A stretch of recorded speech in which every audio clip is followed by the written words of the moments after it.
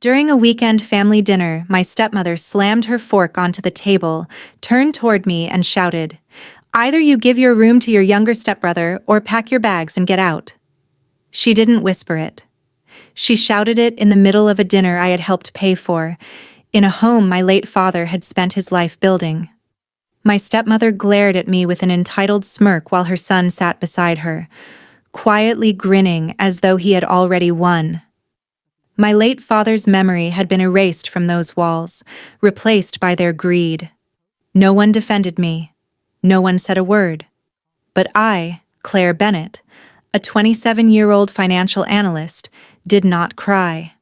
I didn't beg, nor did I waste my breath arguing with people who mistook my patience for weakness.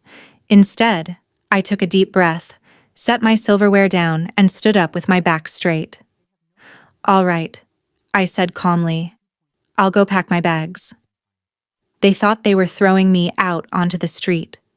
What they didn't know was that while they were busy playing masters of my house, I was already holding the keys to my own freedom and a legal surprise that would shatter their comfortable little world forever. If you enjoy intense family drama stories of revenge and self-respect, please take a second to hit the subscribe button and turn on notifications so you never miss an episode. 3 days later, I was enjoying my brand new home on a quiet hillside, while they were about to receive a massive wake-up call. The cold night fog of Portland enveloped my car as I started the engine and drove away from the old house. The rain turned into a steady drizzle against the windshield, mirroring the quiet anger stirring inside me as I navigated the dimly lit streets toward downtown. I pulled into the driveway of a boutique hotel, booked a room for the night, and carried my 2 suitcases upstairs without looking back. Once the heavy oak door clicked shut behind me, the suffocating noise of my stepmother's greed finally disappeared into complete silence. I sat on the edge of the queen-sized bed, kicked off my shoes, and opened my laptop on the desk, determined to take complete control of my life. As a senior financial analyst, numbers had always been my anchor in times of chaos. Unlike ungrateful people, numbers never lied.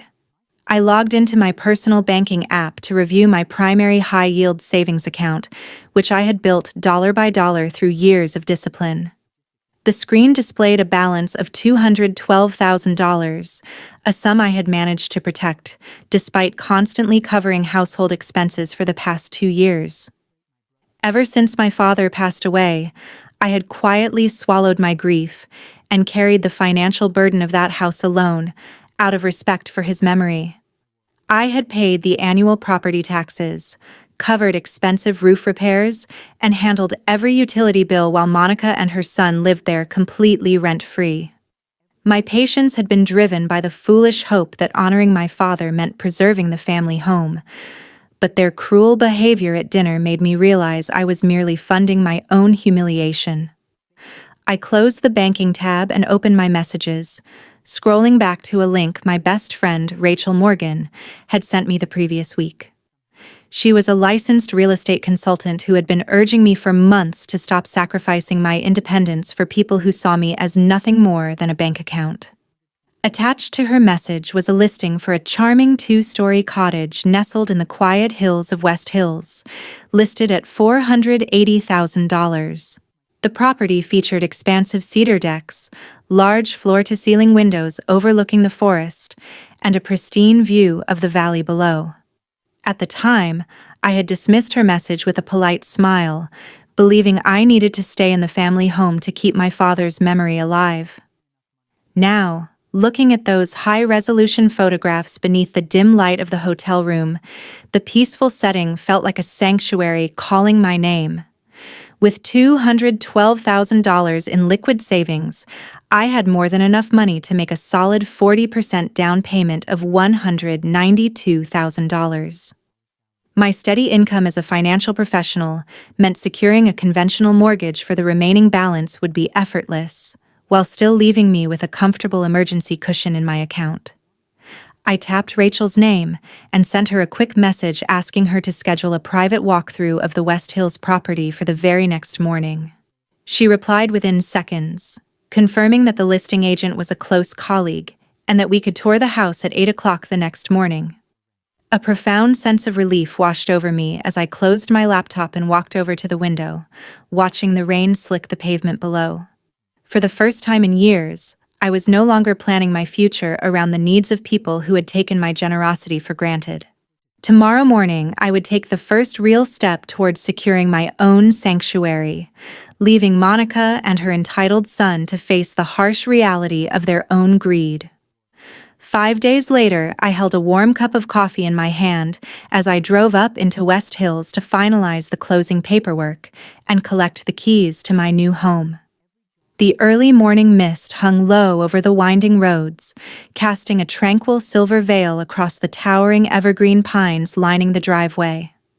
After completing the wire transfer for the down payment and signing the final escrow documents, the listing agent handed me a set of brass keys with a warm congratulations. I unlocked the front door and stepped into the spacious living room, where natural sunlight poured through the floor-to-ceiling windows and illuminated the polished hardwood floors. Stepping onto the expansive wooden deck, I listened to the gentle rustle of pine needles in the crisp Oregon breeze, feeling a deep sense of peace I hadn't experienced in years. For the first time since my father's passing, I felt safe in a place that belonged entirely to me, far away from the constant judgment and suffocating demands of my former household. That same afternoon, I drove back toward the business district to attend a scheduled meeting with my estate attorney, Jonathan Caldwell. His office was located in a quiet brick building lined with leather-bound legal volumes, reflecting the sharp precision of a man who had handled complex property litigation for more than 3 decades. After we exchanged warm handshakes and settled into the armchairs across from his desk, I handed him a manila folder containing the original deed to my family home, along with my father's death certificate. I explained how Monica had taken complete control of the residence after my father passed away, treating the property as her personal empire while demanding that I pack my belongings and vacate my own bedroom. Jonathan adjusted his glasses, carefully reviewed the land registry records, and pulled up Oregon's inheritance statutes on his computer to verify the property's legal ownership history. He leaned back in his leather chair, set his pen on the desk, and looked at me with an expression of complete professional certainty. He explained that because my father had died without leaving a separate will, Oregon's intestate succession laws dictated that the residential property automatically belonged jointly to my father's surviving descendants and his spouse. Since the house had originally been purchased by my biological parents before his second marriage, my legal ownership interest amounted to 50% of the home's total appraised market value. Based on recent comparable home sales in that suburban neighborhood, the property was currently valued at $500,000, making my lawful share worth $250,000. Jonathan firmly reassured me that Monica had absolutely no legal authority to evict me from the property, nor did she have sole ownership of the estate. Hearing those precise figures confirmed that my years of quiet patience had given her a false sense of entitlement over an asset she had never truly owned. I looked Jonathan straight in the eye and instructed him to draft a formal legal notice immediately, demanding an official resolution of the estate.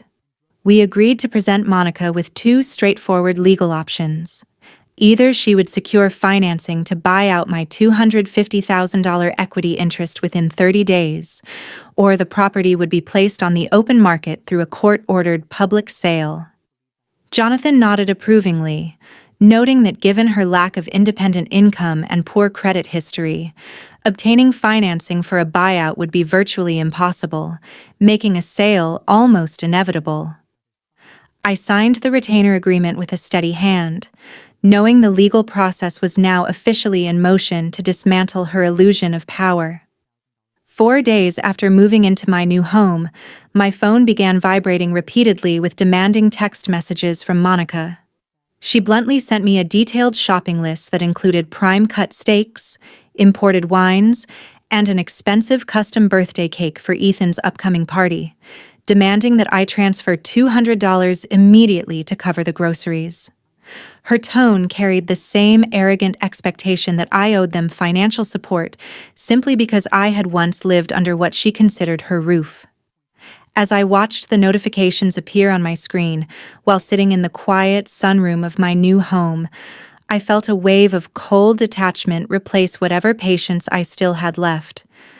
I typed a brief reply, telling her that if they wanted to host a lavish party, they could pay for it with their own money. Without waiting for her response, I opened my online banking app to review the authorized users connected to my primary credit card. During my father's final months, I had added both Monica and Ethan as authorized users, solely so they could handle emergency household purchases and medical groceries. In the chaos of moving, I had forgotten to remove their access, allowing them to quietly charge hundreds of dollars every month for personal luxuries at my expense. With a few quick taps on my phone, I permanently revoked their authorized user privileges and canceled both physical cards instantly. The system updated immediately, rendering their cards completely useless before they even realized their endless gravy train had come to an abrupt end. Less than an hour later, my phone rang with an incoming call from Ethan, who was standing at the checkout counter of a high-end specialty grocery store. The moment I answered, he launched into a furious tirade, screaming that his card had been declined twice in front of a long line of impatient customers. He demanded to know why I was sabotaging his birthday preparations and insisted I fix the banking glitch immediately so he could finish paying for his luxury purchases. I listened to his frantic rant in complete silence before calmly replying that there was no glitch and that my financial sponsorship of his lifestyle was officially over. I ended the call while he was still shouting in disbelief, refusing to entertain his childish outburst any longer. Within minutes, Monica called back, her voice trembling with rage as she accused me of being a cruel, ungrateful stepdaughter who was trying to humiliate her family. She shouted that I had abandoned my household responsibilities and threatened to call the local police department to report me for leaving the property without paying my fair share of the mortgage and utilities. I let out a soft, amused laugh, reminding her that I was under no legal obligation to finance her living expenses or pay for a home I had been forced to leave. I firmly told her that the house belonged to my late father's estate, not her personal treasury, and that she should spend her time preparing for reality instead of threatening me with baseless police reports.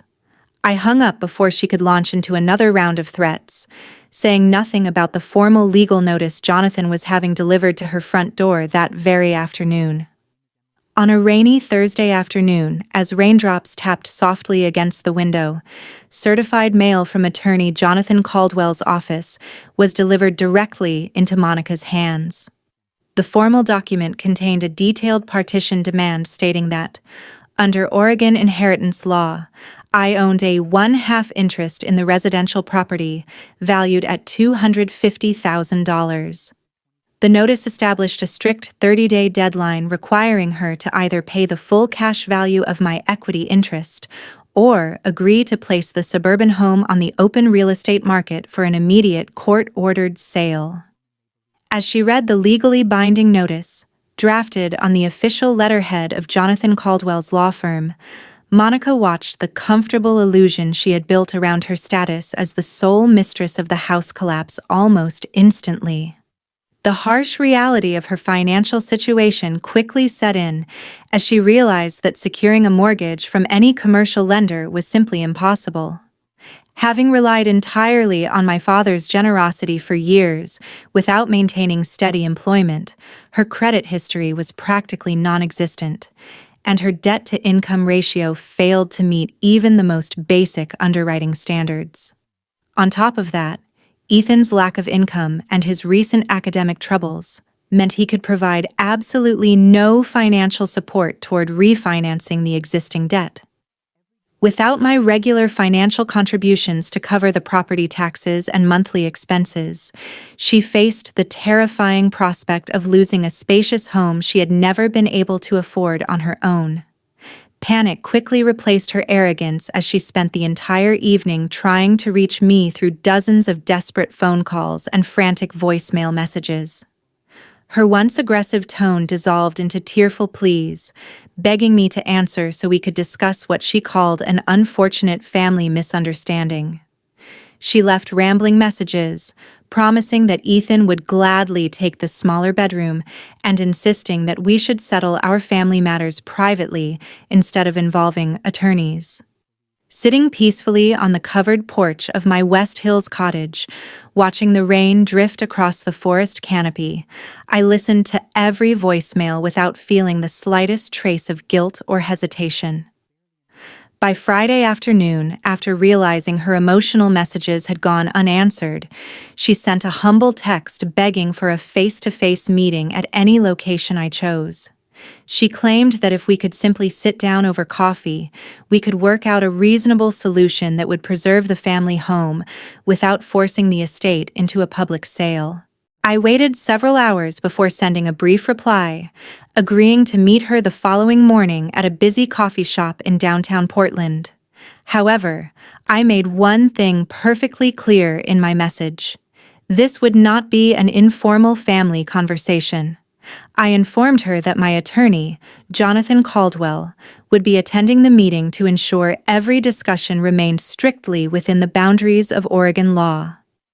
On Saturday morning, the atmosphere inside the crowded coffee shop felt heavy as Monica and Ethan sat across the table from Jonathan and me. The moment we settled into our chairs, Monica launched into a tearful performance, dabbing her eyes with a napkin while loudly accusing me of being an ungrateful stepdaughter who was throwing her grieving stepmother out onto the street. Several customers glanced in our direction, but Jonathan remained completely unshaken. He calmly unzipped his leather briefcase and spread the official property records, along with years of bank statements, across the table. He methodically explained that I had personally paid thousands of dollars for the home's maintenance, while legally owning a fully recognized one-half interest in the estate. As Jonathan presented the court-certified appraisal documents, Monica's dramatic tears faded into stunned silence. Her emotional performance collapsed beneath the weight of undeniable legal facts. Before she had the chance to launch another attempt at emotional manipulation, I reached into my purse, removed a formal vehicle lease termination notice, and slid it across the table toward Ethan. I calmly informed him that I was terminating the monthly lease agreement on the sedan he had been driving for the past 2 years, a vehicle registered entirely under my name and paid for through my personal bank account. Ethan turned pale. He shouted that he needed the car for his daily commute and insisted I had no right to take away his primary transportation without warning. I looked him straight in the eye and reminded him that the vehicle belonged to me. Then, I calmly told him to hand over the key fob immediately unless he wanted me to report the vehicle as being an unauthorized possession. Reluctantly, his hands trembling with rage, Ethan placed the keys on the table. At that moment, he finally realized that his days of living off my financial support were officially over. 3 weeks later, the suburban home was sold through a swift real estate transaction, closing at its full market value of $500,000. After the title company deducted the closing costs and distributed my lawful $250,000 share of the proceeds, the amount Monica received was nowhere near enough to purchase another comparable home in the Portland area. Without verifiable employment and burdened by poor credit, she was rejected by every reputable housing development she applied to. In the end, she and Ethan were forced to lease a cramped, outdated 2-bedroom apartment on the outskirts of town. The dramatic fall from a spacious suburban home to a noisy, rundown apartment dealt a devastating blow to her pride, shattering the illusion of comfort she had maintained at my expense. Inside their cramped apartment, resentment quickly poisoned what remained of their relationship. Ethan bitterly blamed Monica for her behavior at that family dinner, shouting that her greed had cost them a beautiful home, a free luxury vehicle, and the comfortable lifestyle they had taken for granted. Desperate for financial help, Monica began sending me a series of humbling text messages. She begged me to provide a monthly allowance to help pay their rent and pleaded for forgiveness in the name of family. Sitting comfortably in the quiet of my own home, I read every desperate message without feeling a trace of remorse. Then I opened the settings on my phone and permanently blocked both Monica's number and Ethan's, ending all contact with them once and for all. 3 months later, the warm morning sunlight broke through the lingering mist, illuminating the spacious yard in front of my hillside home. I sat on the expansive cedar deck with Rachel, enjoying fresh coffee as we gazed out over the panoramic view of the Portland Valley stretching below us. The crisp mountain air carried the fresh scent of pine needles, replacing the lingering anxiety of my past with a profound sense of quiet contentment. Rachel smiled warmly as she adjusted her sunglasses, remarking on how completely transformed I looked since taking full control of my financial future. Looking out at the sunlit horizon, I knew that walking away from toxic family obligations had been the single most empowering decision of my life. Earlier that week, Jonathan had sent me a final update confirming the complete legal settlement of my father's estate. Through his professional network, he mentioned that Ethan had been forced to withdraw from his university courses after losing his financial support and had taken a demanding full-time job as a restaurant server just to pay his basic expenses. Monica was facing similar hardships, working exhausting night shifts as a retail cashier simply to cover the monthly rent on their small apartment. Stripped of both my father's financial support and my own, the harsh reality of everyday expenses had shattered their sense of entitlement, forcing them to face the consequences of their own choices. Their shared living situation had deteriorated into constant arguments as they endlessly blamed one another for losing the comfortable lifestyle they had taken for granted. A deep sense of peace settled over me as I reflected on the final chapter of their story. I had honored my late father by protecting the legacy he had worked so hard to build, refusing to let greed destroy my future or undermine my self-respect. By standing firm against emotional manipulation and establishing clear legal boundaries, I had reclaimed both my financial independence and my personal dignity. My father's true legacy was never meant to become a source of wealth for ungrateful relatives. It was meant to give me the opportunity to build a safe, honorable, and independent life on my own terms. Sitting in my sunlit sanctuary, surrounded by the beauty of nature, I knew my father would have been proud of the strength I had found within myself. I took a slow sip of my coffee, feeling completely free from the weight of my past and knowing I would never look back. I had enforced a strict policy of absolute no contact, ensuring that no manipulative messages or insincere pleas would ever disturb the peace I had worked so hard to create. My life was no longer defined by the mistreatment I had endured, but by the quiet confidence of a woman who knew her worth and protected her boundaries. From that day forward, my energy would be devoted entirely to advancing my career, nurturing genuine friendships, and enjoying the peaceful home I had earned through my own resilience. I held my head high, ready to embrace the limitless possibilities of a future built on freedom, self-respect, and lasting peace.